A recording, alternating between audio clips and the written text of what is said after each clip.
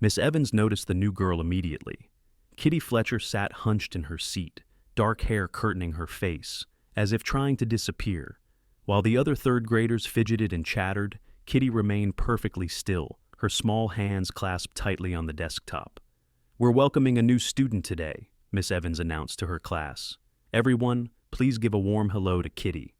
24 voices chirped greetings. Kitty's shoulders tensed as she became the center of attention.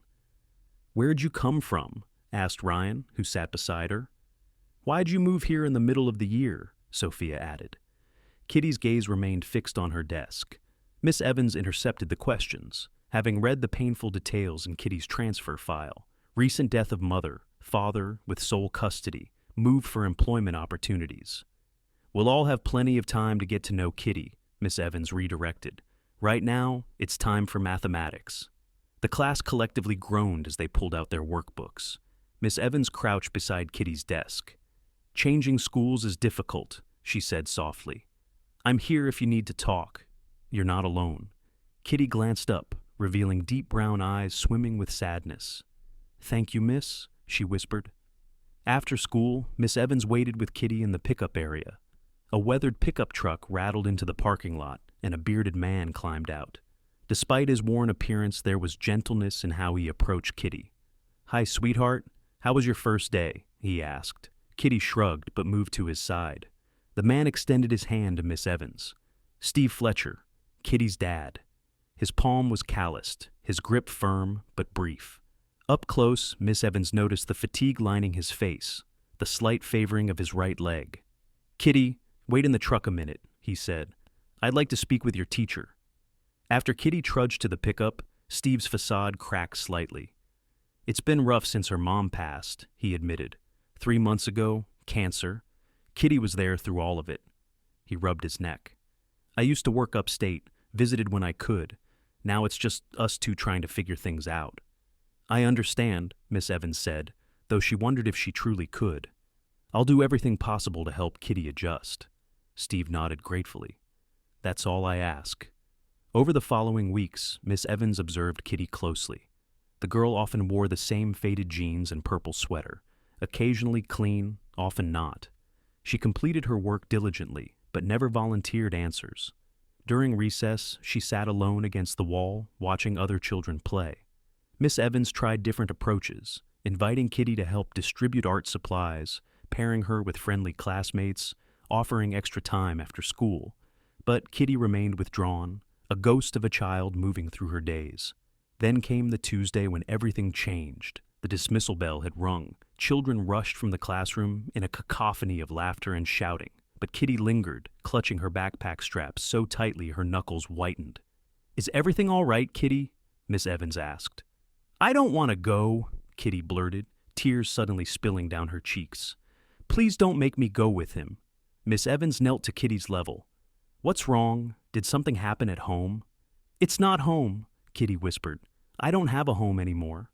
Before Miss Evans could process this, Steve appeared in the doorway. "There you are," he said, relief evident in his voice. "You had me worried when you didn't come outside." Kitty stiffened. "I'm not going." Steve's face fell. He entered the classroom slowly, as if approaching a frightened animal. "Kitty cat, we've talked about this. I know things aren't great right now, but—" "I hate sleeping in the truck," Kitty cried. "I'm always cold and I can't do my homework and the kids will find out and laugh at me." The revelation hung in the air. Steve closed his eyes briefly, shoulders slumping in defeat. "You're living in your vehicle?" Miss Evans asked quietly. Steve straightened, pride warring with shame. "Temporarily. I got hurt at the factory. Back injury. Couldn't work for weeks. Unemployment barely covered gas to get here, let alone first and last month's rent." He looked at Kitty, his expression softening. "I promised her mom I'd take care of her. I'm trying." Over the next few days, Miss Evans noticed more signs she'd previously missed. Kitty's exhaustion, her hunger during lunch, how she hoarded food from the cafeteria in her pockets. One afternoon, Miss Evans followed at a discreet distance as Steve and Kitty walked nearly 2 miles to where the truck was parked behind an abandoned gas station. Through the truck's windows, she glimpsed their makeshift home, blankets carefully arranged in the back seat, Kitty's teddy bear propped against a small pillow, clothes folded in plastic bins. Miss Evans retreated to her car and made 2 phone calls, first to Child Protective Services, then to the school principal. The next day, as Steve and Kitty walked toward their truck, Miss Evans and a social worker named Mrs. Daniels intercepted them. "Mr. Fletcher," Mrs. Daniels began, "I understand you and your daughter are experiencing housing instability." Steve's jaw tightened. He positioned himself slightly in front of Kitty. "We're managing. It's temporary." "Nobody's suggesting otherwise," Miss Evans assured him.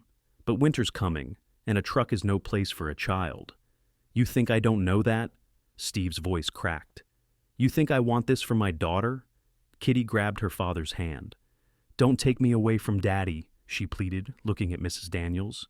"He brought my pillow and Freckles," she pointed to her teddy bear visible through the truck window, "and he always makes sure I eat first." Mrs. Daniels smiled kindly. "Nobody wants to separate you two, but we need to find you proper shelter where Kitty can do her homework, and you can recover properly from your injury." The community response was swift once Miss Evans explained the situation at an emergency PTA meeting. The Fletchers were placed in a family shelter while the school organized a fundraiser. Parents donated furniture, clothing, and household items. A local clinic provided free physical therapy for Steve's back. Within a month, they had raised enough for first and last month's rent on a small apartment near the school. By spring, the transformation in Kitty was remarkable. Clean clothes, completed homework, and most noticeably, a smile that appeared with increasing frequency. She'd made friends with 2 girls in class and joined the after-school science club.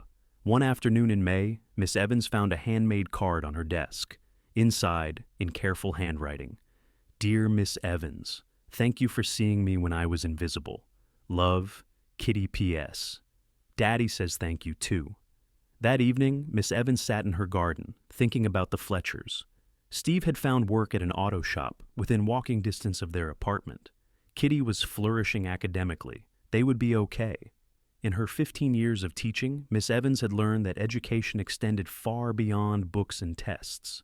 Sometimes, the most important lesson was showing a child they mattered, that someone noticed when they were hurting and cared enough to help. For Kitty Fletcher, that lesson had made all the difference. 10 years later, Miss Evans received a graduation announcement. Kitty Fletcher, valedictorian, scholarship recipient to State University. The handwritten note inside read, "Still not invisible, thanks to you."